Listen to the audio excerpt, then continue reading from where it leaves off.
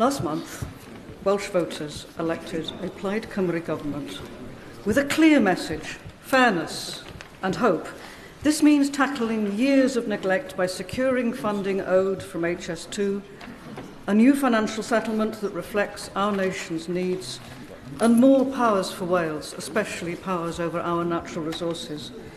So would the Prime Minister be open to turning a conversation into real action to fulfil the democratic wishes of the people of Wales? Because now surely is a time for us to work together rather than facing the chaos that threatens us from every corner.